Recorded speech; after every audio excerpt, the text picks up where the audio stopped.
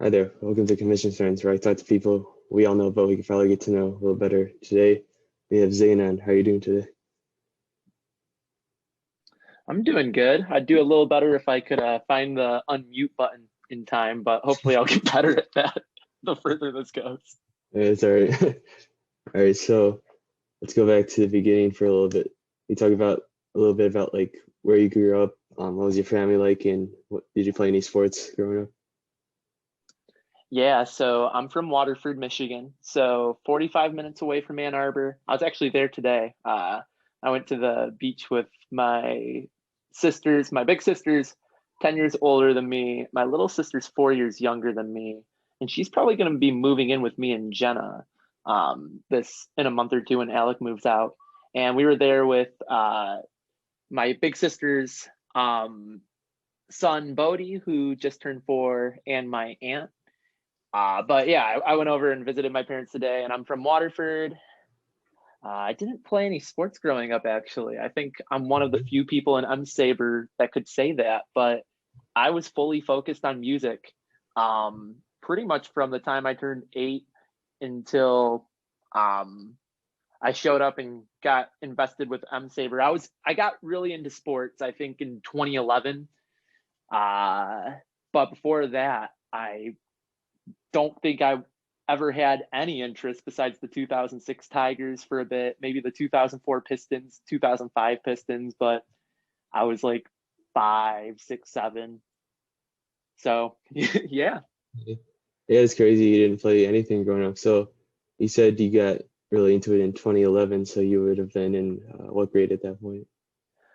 Let's see. I would have been 13. So I think that was seventh grade. All I know is 2011. That was probably the last like well-rounded good year for Detroit and Michigan sports because if you think Yeah. about that year specifically, you had Justin Verlander's MVP season, which got me really into baseball.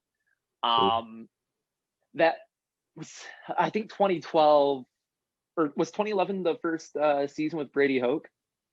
I'm not Or sure. was that 2012? I know that the 2012 Sugar Bowl was the one where Michigan was able to win a BCS Bowl with Brady Hoke, which is so funny to think about. Um, Michigan basketball was starting to get really good. Beeline was starting to get. I think that was Trey Burke's freshman year, and Tim Hardaway Jr. was here. Who else? The Pistons were already kind of they were fading into mediocrity. The Yeah. Wings were still on their playoff streak, but they were past their cup contending period, I think. Maybe they're still cup contending, but they weren't getting there. Yeah. And the Lions, that was Matthew Stafford's 5,000 yard season. So I got simultaneously really into the Tigers and the Lions. And then I have faced pain and suffering ever since. Yeah. All right. So, how did you start playing fantasy sports? Fantasy sports, that had to start. Oh, I had an online group of friends that I was really tight with, especially in middle school. Like 2011, 2012. I had known most of them since third or fourth grade because I used to run like an online newsletter. And I won't get into that too much, but it was pretty big team. I think we ended up having like a close friend group of like, I don't know, we kind of branched off from the community that we were in. We had like a community of 30, 40 people that were pretty active. And all of them we all had a shared interest in video games. So they kind of like batted an eye or like raised an eyebrow at first when I was like, let's do a fantasy football league. Why not? Because I'd really enjoyed that 2011 Lions season. Uh, and I got a group of 10 people and we did our first season and I was able to find some archives of it. It's hilarious. We were all so bad at it. I won the league just because I was the only person that knew anything going on. But God, I like drafted Aaron Rodgers in the first round. Everybody was taking defense really early. I think that tradition has kind of continued in that league a little bit. Every year, somebody will make like a taco pick pretty early.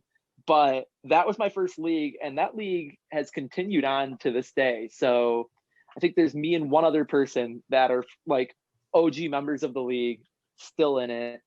My buddy Jesse has been in it since the second season, and one of him and I have been to every single title game.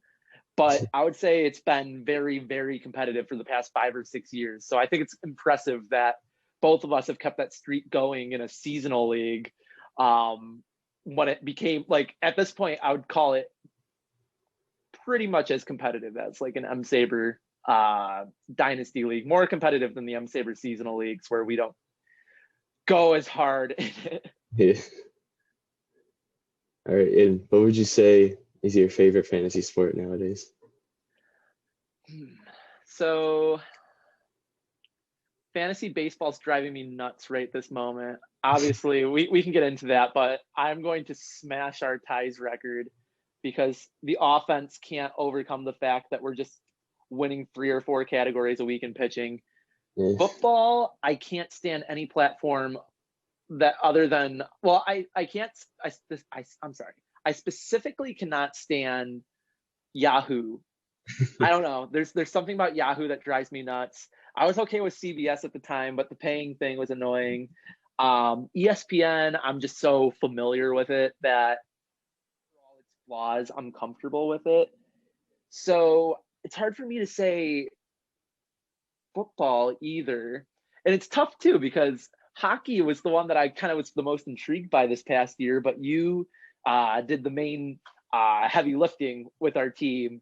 And then basketball, I was kind of not lukewarm on, but like we drafted a team full of head cases. So that drove me nuts, even though I knew what I was getting into. So if I had to pick, I think seasonal football still keeps me going like it did day one, maybe more than it used to. And dynasty baseball is like really cheesing me off. But over the past year, I've probably got the most enjoyment out of that one. Yeah, nice. Yeah, hopefully ESPN adds that point per first down thing so we can finally switch that. Seriously. Yeah. All right. So now is a two-parter. First, talk about how you got to University of Michigan and then how you got into M-SABR. I came to the University of Michigan from Waterford Mott High School, which you would think that a school with graduating class sizes of 350 plus would send more than 2 or 3 people to Michigan every year, but the school struggles with testing specifically. We have a lot of really bright people, but I was one of 3 people to go to Michigan from my class. I think like 5 or 6 of us got in. A few people, there's an intimidation for people coming from Mott to Michigan, that there's like this like belief that like, oh, I don't know if you can cut it there. One of my friends, one of those 3 of me and the 2 other people that came to Michigan, one transferred right away, but I wanted to come to Michigan all along. I think it really cemented in me becoming a Michigan fan in like 2011, 2012. And the fact that it was like the best school in the state by far, I think my sights were set on like being in Michigan. So I didn't want to go too far away from home. I really was comfortable with my family. So I came to Michigan. I also applied to Oakland. Just that was my safety. I had a full ride. And then I thought about applying to Columbia, to Brown, and to Stanford, because those did not require a subject test. But I was curious if I would get into an Ivy. I ended up not doing it to not spend the money because money was pretty tight. So that's how I got to Michigan. And I came to M-SABR through, I think I was on like a class Facebook group page at one point, and somebody posted a like link to the Michigan Sabermetrics group. And I think only Billy and Hunter were really involved in it right that second. And Billy was trying to start it up. So it was like the group wasn't really even together. The first meeting was just like random group of guys. Hey, let's like see how we can get this all started. And it's funny because like Billy and Hunter like might have interviewed me to be like whatever position I was, but very quickly I was doing so much heavy lifting with the group.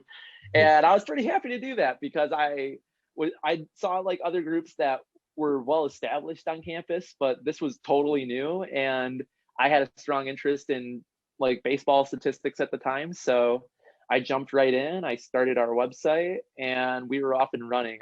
I'm one of like, I think Cam was there with me like from day one, but it was like really interesting seeing the group shift over time because I feel like looking back to that time, I only really remember me like starting the website and like a couple people like Nick writing articles and me going, wow, these upperclassmen like really know their stuff. All right. So next up, what is your favorite hobby outside of fantasy/sports? I know it's probably like music, right? It used to be music.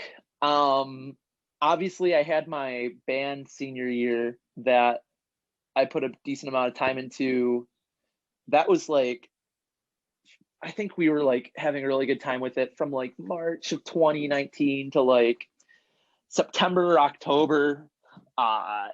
Things kind of fell apart there just as like everybody was getting pulled by different commitments, Yeah. especially. But music after that, I met Jenna and I started hanging out with her a ton. And then the pandemic came, and I didn't really take any of my instruments when I lived with her for a couple months over the quarantine.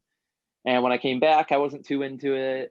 At this point, I only really like to play my acoustic. So I would probably say gaming is my favorite hobby outside of sports at this point. I have gotten really into playing just different stuff on Xbox Game Pass and the PlayStation Plus collection at this point.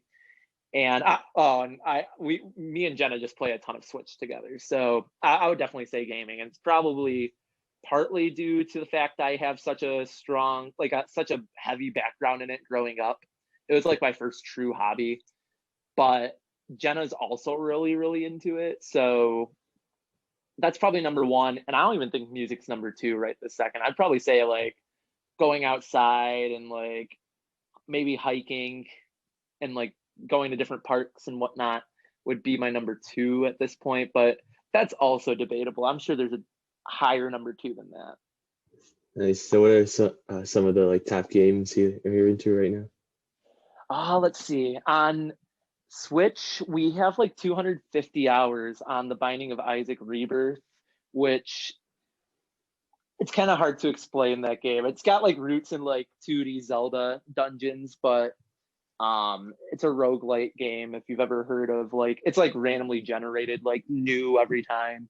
Yeah. But we have put so many hours into it. It's hard as hell, and we're trying to like unlock every single last thing on like the hardest difficulties. So it's definitely hooked us. On Xbox, I just started playing The Outer Worlds, which is like Fallout in space. And then on PlayStation, I've been playing through Spider-Man, which I didn't have I sold my PS4 during junior year because I had no time to play games, especially when I was doing M-SABR plus music at the same time, plus my internship. So that was a game that came out right around the time I sold it. And I was like, damn, I wish I could play that. So now I am.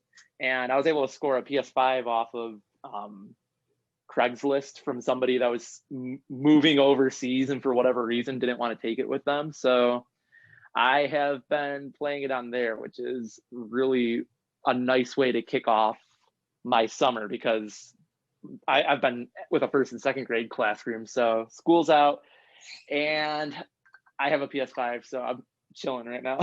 Nice. All right. So do you watch a lot of TV shows? And if so, what are you watching right now? We watch a decent amount of TV, I feel like. I went through a period where I really didn't at all. Everything I watched like throughout college, I'll be honest, was over AJ's shoulder because AJ watches a lot of stuff. And me and Sam, like, and AJ joke about how me and Sam caught so many like shows just watching them through AJ. So like, oh, I don't even know where to start with those. But Jenna and I during quarantine, we watched like basically, I think we watched every season of Great British Bake Off, and she had seen all of them already. So I don't know how she rewatches stuff. I don't have that in me. But since then, I have watched almost every season of Love Island with her, which you have to keep in mind. Love Island has 40 to 50 episodes per season. Oh, So we've watched a lot of Love Island. We got into that through Chris Seeger, and we also have been watching a season of Survivor recently because oh yeah. just hearing me and like Sam and even you and Sam talk about Survivor Michigan made Jenna be like, "Oh, I want to watch this old season of Survivor I saw." So we've been watching through that one together, and What season is it? it's the season with Ty and Sydney and I don't remember the name, but it's like they're on like an island that's particularly like brutal for them to be on. Okay. Is it, did it come out like recently or? I think it's like 5 or 6 years old. Let's see if I can. I'm gonna look it up real quick. Thai Okay. Survivor season. It was Khao Rong. Okay. Yeah, I used to be like huge into Survivor in middle school, but then I kind of stopped, or high school too actually. But then I got to college, kind of stopped watching it when it was like a lot more work. But then like, Yeah. and like I watched Survivor Michigan, so I feel like maybe I should get back into it. But I don't know. I really love the college Survivor, like not just Michigan. Like before that even came out, but when they like announced that they were gonna do it, I just went hard into Survivor Maryland for a bit too. So those are really Oh good. yeah. Yeah, dude. This current season of Survivor Michigan is definitely the best one that they've put out so far.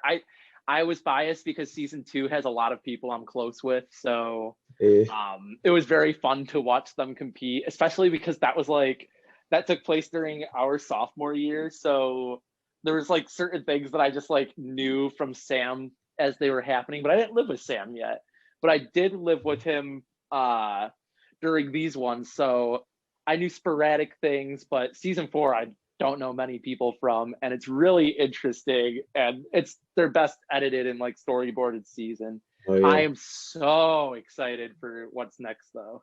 it's so good. All the characters are good. Editing is just amazing. Yeah, But Ian Harris is an incredible editor. eh, all right, so you talking about music a little bit. What are you listening to right now? Um, let's see. I have to think about it a little bit. Let me pull up my Spotify.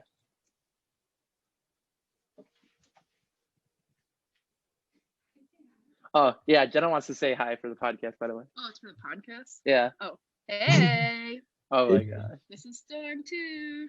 Oh, Storm, let's like get Storm to bark to say something. Storm. There we go. I got her to make some noise. She growl. Okay. Lately, most of my music lately has been very much influenced by Chris Seeger. So okay, well, some of it, yes. So I've been listening to so much Charlie XCX, and Oh. Charlie just goes off. So that's been a good time. I have also been listening to a decent amount of Playboy Cardi, but for anyone that's like been around me outside of M-SABR, that's not new. And AJ would probably laugh and roll his eyes hearing that. I'm like going as often as I am. I've been listening to a decent amount of Stevie Wonder lately too, and the most recent Haim album. I didn't like Haim until this album, but it is really, really good. Okay. And what about podcasts? You listen to any of those? Podcast. I don't really listen to any podcast. I feel like Jenna likes a podcast called Podcast But Outside. That's not really my style necessarily. They kind of have like a really dry sense of humor. But I feel like the most recent podcast that I got into for a while was the Minimalist podcast, but I also like listen to them like 50% because I just want to like disagree with them all the time. Which is interesting because I would consider myself pretty much a minimalist in terms of my lifestyle, but I just disagree with them on so many things. All right. So you mentioned it a little bit earlier about you're like first or second grade kids, but the question was, well, you graduated like a year ago during the pandemic, right? Mhm. So talk a little about what you've been doing now and like what do you, or if this is what you eventually want to do, like you want to keep teaching for a while. Yeah, so I graduated in June. I was going to do a 5th year, but the fact that the pandemic was going on, I was just like, oh, no way. Yeah. And I think I might have already come to that decision that I was like ready to go do something else instead of doing a 5th year. And my initial plan was, oh, like I spent 2 years interning with the LSA Opportunity Hub. I'm very close with a lot of people there. If the right position opened up, I think I could interview well and potentially find a path in through there. And if not, then there are different entry level positions at Michigan that I could find my way into. Mm. Of course, the pandemic led to a hiring freeze at Michigan. So I was like, well, now what? Especially because I'd been laid off from my internship with the Shapiro Design Lab and was officially on unemployment, which was very clutch for most of last year. That was huge. Okay. And it really it made up for the fact that I didn't have a job to contribute like into my retirement savings while young, because that was something I was like, God, I really want to do that. And I made it work. And the fall rolled around and I was just like, God, this is unbearable. Maybe I can try substitute teaching to see if teaching would be a good path for me, because I'd been thinking about career paths for a long time. And obviously, like many M-SABR members, I came in wanting to work in sports. I had a couple of good opportunities to get my foot in the door in media, especially. But there was just something about the grind of sports and the hours demanded in sports. Like Yeah. hearing Duncan and Max Brill come back and say 80 to 90 hours per week. That's how much we spent like working during our scouting things. I was like, oh, I could never do that. I'm too all over the place to be able to do that. And some of our guys are just much more passionate, I think, about sports and able to put all their like productive energy into it. Yeah. So that came around. There was like a dissonance for me for a while if I wanted to like forego a more traditional path for a career and try music, because I at the time, and I think I still do, but I'm like not as passionate about it as I used to be. I felt like I had like a really good skill set to pursue that in terms of like vocal ability, playing ability, just from years and years and years and years of practice. Yeah, for But sure. yeah, but songwriting is just a drag too. And I think I could have gotten more into that, but I also just had a chance to email with a couple of my favorite musicians just by like cold calling them and listening to them detail how gruesome it is to like tour. And like obviously it's like a privilege to be able to tour, but like kind of live like a dog. So I was just like, I don't see myself sleeping on any floors at any point. And that kind of rules this path out for me. So from there, I was considering, well, do I want to work in higher ed? Do I want to work in journalism? And I said, no, journalism, like outside of sports, I could have just done the sports media thing, but journalism can be a huge grind too, where you're not paid like you should be. Thought about law school too, but lawyers work 60 hours a week. Oftentimes, professors work 60 hours a week a lot. And like, you'd think their summers would be lighter, but they're not, because they're trying to get grant funding. I'm just not huge into research. So I was like, okay, I hope teaching works because it has the right work-life balance. I've really enjoyed school all throughout my life. Let's see what happens. So I tried to reach out to a few different places. It was already September, so the school here had started everywhere. And we get to October, and I think that's when I began, because I think the first place I reached out to was Summers Knoll School in Ann Arbor. They had like a position up for substitute teacher. And I said, cool, it's close. Hopefully this is the one that responds to me, because all the other ones are a half hour plus away. And I hate long commutes. I do everything I can to avoid them. The longest I've ever had was 25 minutes, and that was pushing it for me. So they're the one that responded. I happened to connect with during my interview, I made a connection because our interim head of school, Rachel, used to be a library for Shapiro in the Ugly. So I was like, hey, I interned in the library, so that's cool. And we talked about our like Michigan connection from her time working there and like the things I did there. And she was very interested, to the extent that she was like, well, the sub position, like this is mainly just to make sure we have like a sub that is available that has quarantined properly if we need one during COVID. But why don't you be our first second grade classroom assistant? Our person just quit, and if you have the time to do that, then that'd be excellent. And I was like, let's give it a shot. Especially because first and second grade, I thought like, hey, I think that's the grade I want to teach. Nice. So I came in like a month into the school year. The class was like not having me at first, in like aftercare specifically, because I don't know, the kids just felt kind of betrayed, I think, by the fact that like their old classroom assistant left like less than a month into the school year.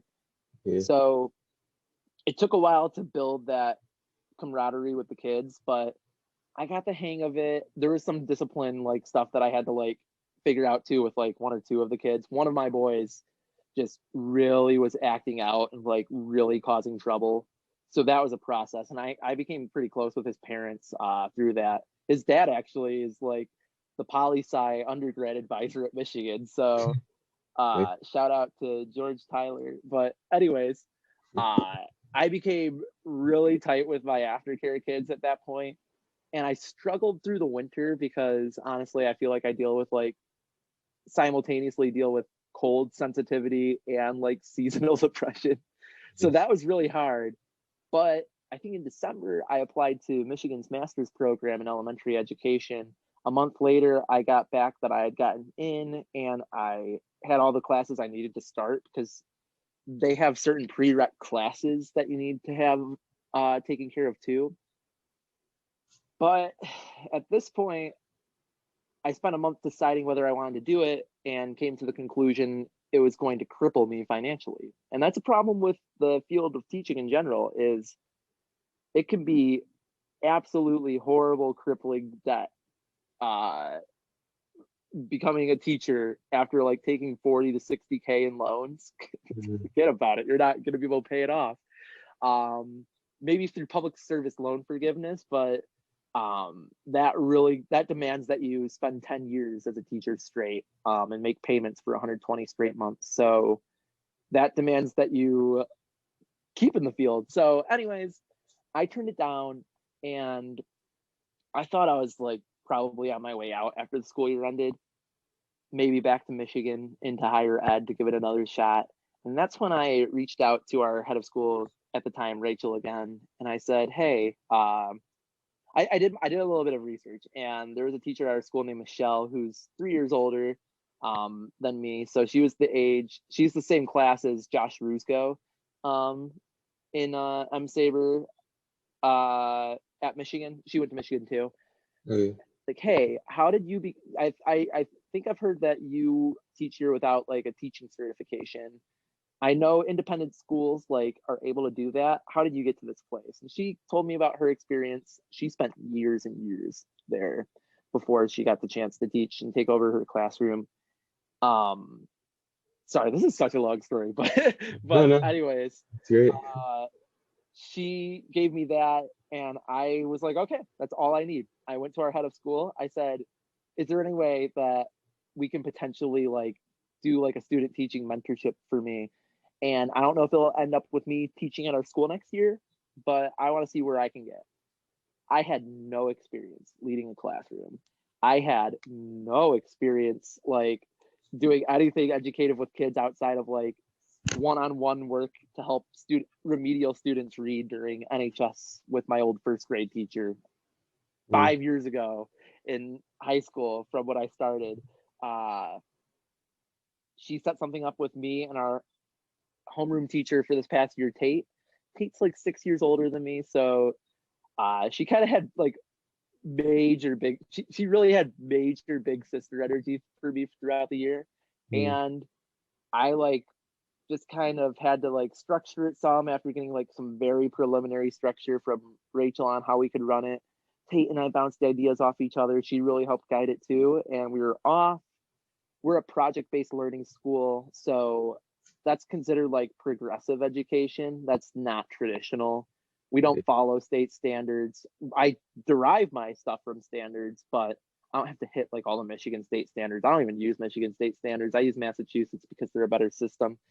And I did a mini project unit after I did like a one-off lesson teaching the kids about different map projection systems, which actually, fun fact, is a second grade learning standard in the state of Massachusetts. I did not know that when I did it. It's just a lucky guess on my part. From there, I used that experience to like, that helped them see like, oh, he's kind of a natural at this. And I was like, oh, I'm kind of a natural at this. So I took that and I did a mini project / unit on Michigan. And like, I mixed science, social studies, ELA, math, all into it. Not math. I didn't really mix math into it, but that went well.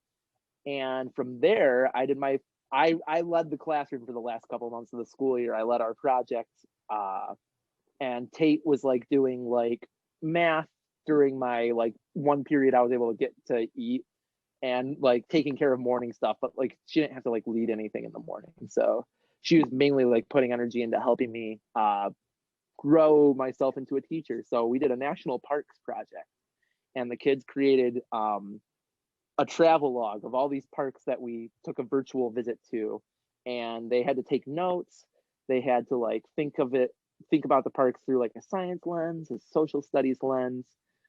And our new head of school came in. I had to convince him that I am the right person to teach at their school next year. Tate's moving back home to family in Texas. So our new head of school, Jonathan, was like telling me, all right, like we have to go, like I want to like be able to see you teach, of course, but you do have a lot of people that are like in your corner that really want to see you succeed here. So we'll see what happens. And at one point, I basically gave up. I withdrew my consideration because I just felt like I was kind of slogging through it. At a certain point, I hit like a wall with it. It was really hard at a certain point. I did all my classroom assistant responsibilities plus basically running the classroom. So it was probably the hardest I've ever worked. I was putting in like 50 plus hours. And I know that's not a lot for some people, but at Michigan, I think I got everything done in like 30 or less. So shout out English major. And that's not saying English takes less time than some majors, but English takes less time than math and quantitative things for sure. And also I write extremely fast.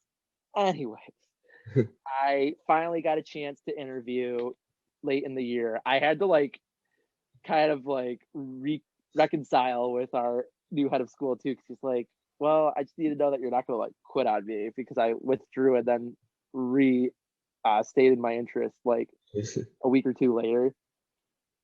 And we watched my model lesson or part of it. There are like quirks that I need to work out, like in terms of like just having like constant confidence and like ability to control the classroom. But I did like an all school presentation on our project late in the year, and I will be taking over the first and second grade classroom that I stumbled into a month into the school year this time in the fall. I will be leading that classroom next year. That's crazy to me, and I think I want to go for my certification so I can teach somewhere else. Jenna and I have talked about our interest of living on the west side of the state in the future, just because we love Lake Michigan. Oh, yeah. And I really like the openness and like more like spaced out area over there, but I don't know. We'll see. I love Ann Arbor too. And the fact that I'm teaching in Ann Arbor is awesome. So I am very excited, and I would not be opposed to staying in Ann Arbor. Yeah, that's an awesome story to hear. And so how many kids do you have like in your class at a time? I'm pretty lucky. So it's average is probably what 19 to 22 these days. They're obviously schools want to be as low as possible. I Yeah. have 14 kids in my class. Our school's average ratio is 9-1, but that's because like the higher grades, there might be like 5 or 6 people in like the middle school classes. Hmm. We're maxing out both of our first and second grade classrooms next year at 14, but that's a pretty good amount. I think Tate's going to a school that's going to have 7 or 8, and I was like, that would Wow. be. We had 8 one week because half of them had to quarantine after spring break. It was glorious. Oh my god, it was the best week of work I've ever had, like any job. But it's so much fun getting to like work with like 14, 7, and 8-year-olds. But it's a really fun age. I would potentially be interested in trying like teaching third and fourth, maybe fifth in the future. And I think I'd also be interested in this school specifically teaching like seventh or eighth grade. But I am very, very excited to teach the 1-2s. The first graders are a tiny bit young for me, and that was an adjustment. I thought they would be like a little bit older, but they're closer to kindergarten than they are to second grade for most of the year. Uh, but God, what a fun group last year. It was an awesome class. Nice. And I get to have all my first graders are going to be my second graders next year, or so I've heard. That's not confirmed, but that is what I've heard. Nice. That's cool. Yeah. All right. So next question. What's your favorite memory from when you're at Michigan? Oh God, man. I don't know. I can break it down by year. Yeah, let's do it. Yeah, freshman year, I think the most notable thing, freshman year, I really loved M-Lead and like that initial start to college. Oh my God, I had so much fun with it.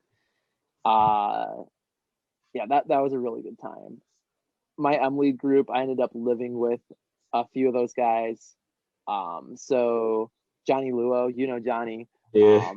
I met him right when I got to campus. I met him, and I met Ricky Diaz, who lived with us, and my friend Tiffany, who was also in our house, was there with us. Shortly after, I met Kurt and Liam, who were also in my house. I had a different friend group for a tiny bit after M-Lead, and that was like kind of weird, and I felt like the odd one out.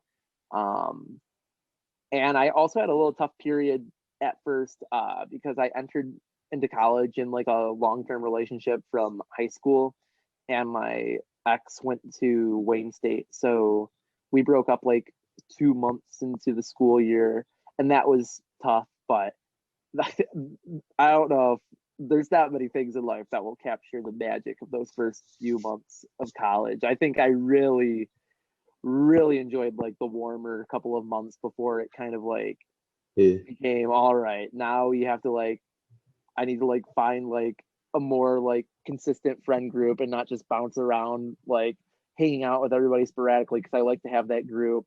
And I was like, okay, I want to gear down with M-SABR now. Yeah, it was so much fun. I just loved walking places too, and like eating at North Quad and checking my fantasy team roster. That year too, my fantasy team was like, for like my seasonal league that I was talking about, it was god tier. And I've won that league, I think 7 or 8 out of 10 or out of 9 years. I think 6 or 7 out of 9. Jesus.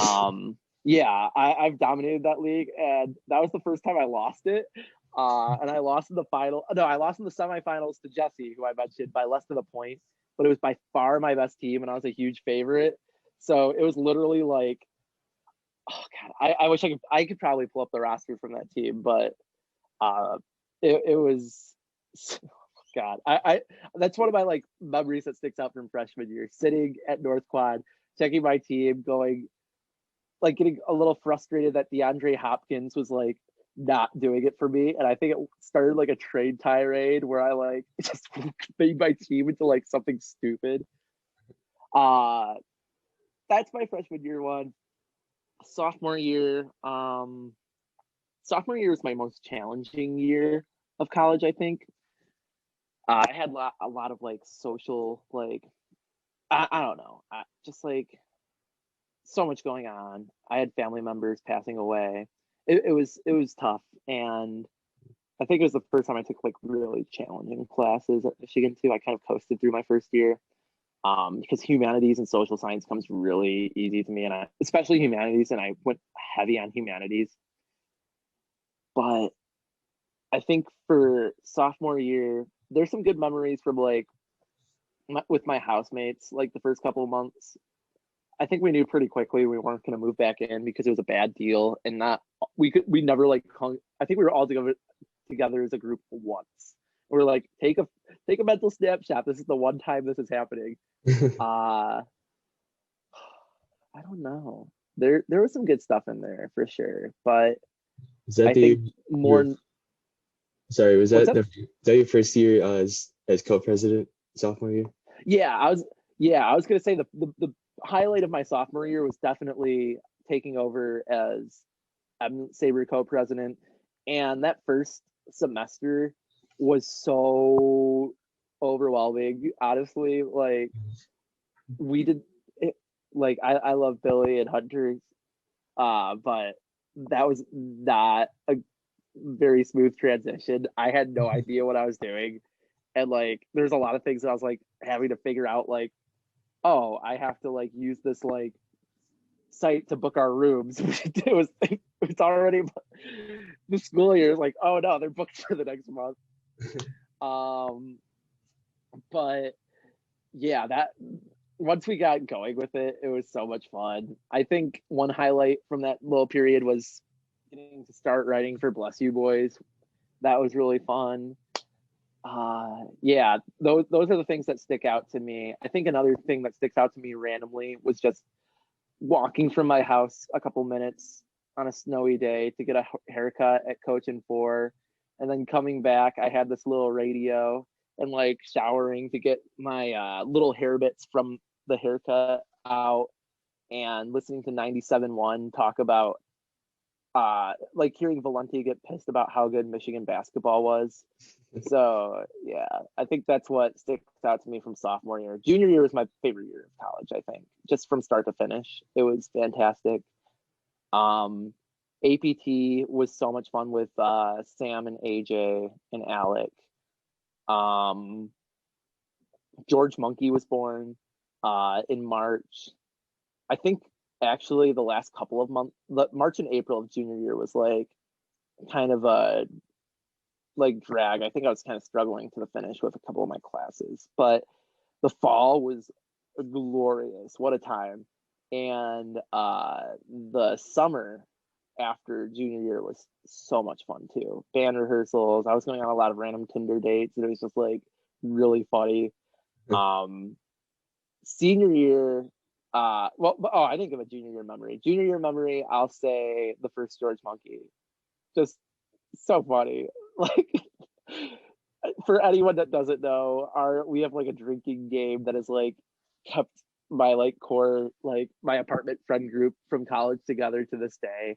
And Eric's very involved with it too. And the first George Monkey, Alec came home. He was like mid shift, had to eat dinner.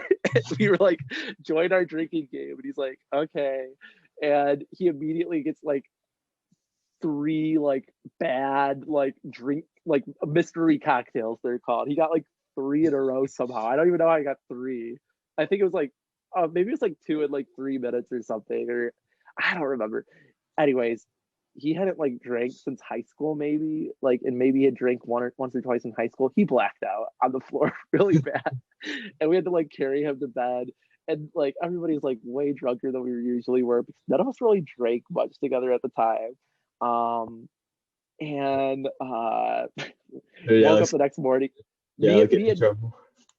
No, I think he just got away with it. But me and AJ were hungover the next morning. We were going to the Wisconsin basketball game, and Alec was completely fine, just laying on the couch. But yeah, that was the George Monkey origin story.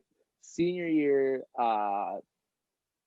the fall of my senior year was the best semester I had of college, and the winter was COVID, so it was half of a fantastic semester. The fall, I would say the highlights were playing the house show at Sam's house. Sam, my bandmate at the time, at his house for No Fun House was so much fun.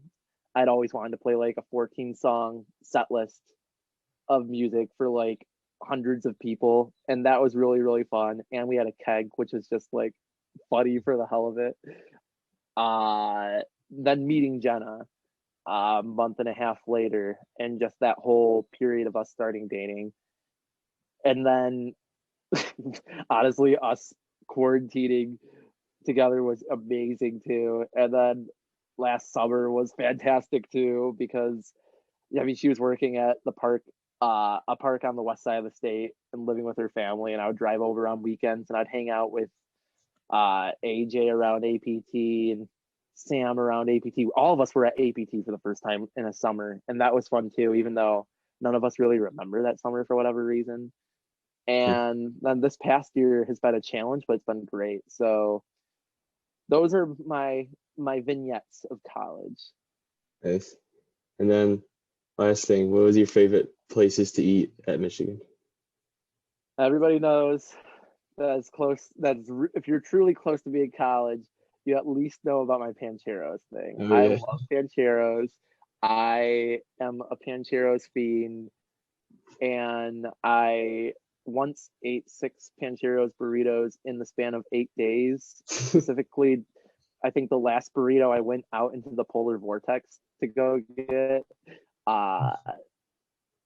That might not be a lot for some people, but I'm proud of that one. That one makes me proud. And I also like to say that I ate 6 in 9 days, because that's technically true, and because haha, funny number. But I my 3 P's were Pancheros, Potbelly, and Piata in that order. Rest up, Piata. I would say Piata might have gotten overtaken by Panda late, like senior year, because I'd go visit North Campus just to get away from it all. Some during my senior year, but yeah, Pancheros has to be the winner, and it's not close. And I'm so sorry, Frida Batitos, because you're probably the best, but I really like. There was one time during the summer we went to Haymaker too. There are a few of us hanging out, like Sahil, Cam, Yuki, and a group of us went, and that was good. I enjoyed that. Where's that at? Haymaker's like, it's kind of by Literati. It's fairly close. We actually almost moved right down into that area. Well, we were really like thinking of moving down there for the fall, and I think it would have been really fun, but I like being in the middle of a 15-minute drive away from Ann Arbor downtown and a 10-minute drive from Ipsy downtown, because I think they're both awesome. And I like just not living right smack dab in the city and being able to like drive to a park and have reliable parking, and being able to have friends drive over and reliably park at our place. So that's why we're staying at Roundtree. But I think I would have really enjoyed in a different life, especially if I was still single, living in like that downtown area close to like Live and Haymaker and Frida and everything. But I'd also be a poorer man, so. All right. Yeah, well, this is great. Is there anything else you wanted to say before we wrap this up? All I want to say is I'm so proud of Tarek Skubal for striking out 11 in 5 innings the other day. Keep that going, man. I know you're not listening, but I'm very proud. And also, why did I trade away Casey Mize and Tarek Skubal? I know why. I know the bullpenning strategy is like, for the most part, been working for us, and it's the hitting that's struggling. But God, it would be fun just to have Mize and Skubal on the team for kicks. It just doesn't fit the strat. Whatever. Yeah. Well, yeah. This is awesome. Thanks so much for coming on, and thanks all for listening. Thanks for having me. Yeah. Next week we're gonna have Andrew on, so hope to see you then.